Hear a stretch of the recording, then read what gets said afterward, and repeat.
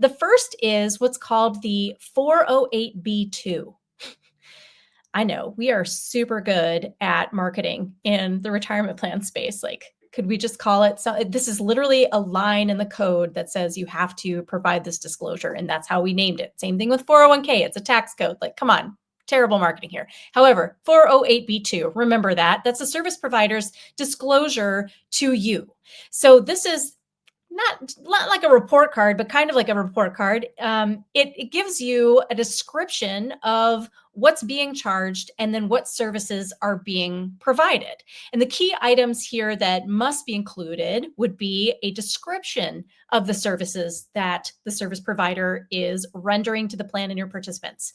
The second is acting in a fiduciary capacity. And this is really important for you to understand because you need to know their legal responsibility to your plan, how far it goes and where it's. The third thing is a clear breakdown of all what's called direct compensation that they receive from the plan. If it's direct compensation, you're going to see it somewhere. It means that they're getting an actual, let's call it a check in their hands, if you will. So maybe they are billing against the trust for the plan and you are seeing that fee come out. That's, it's on a statement somewhere. So that's direct compensation. There's also indirect compensation that could be being paid to a service provider, and that is also required to be disclosed. So indirect compensation, this would be money that the service provider receives from maybe other sources in connection with your plan. So you might hear this be called revenue sharing payments or something like that.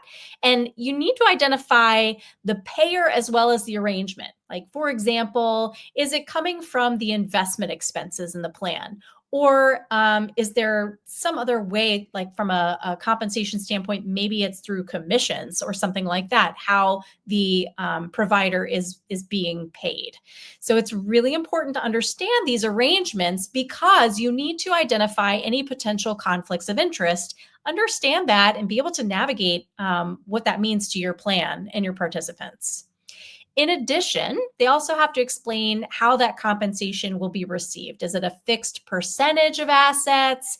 Is it per participant, et cetera? I mean, I've seen it all when it's listed out on some of these 408B2s, depending on who the record keeper, the other service provider is.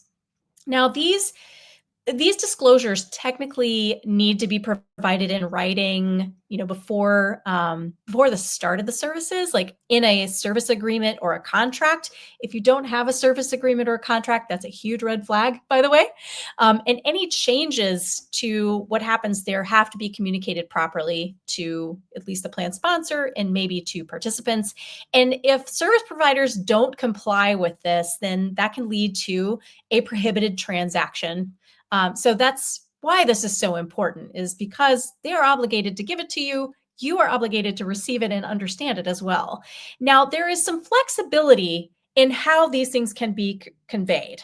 I told you the basics of what the Department of Labor lays out as far as what needs to be covered. But for example, it could be that a service provider says, "Hey, go back to your service agreement. That's where you'll find the fee schedule."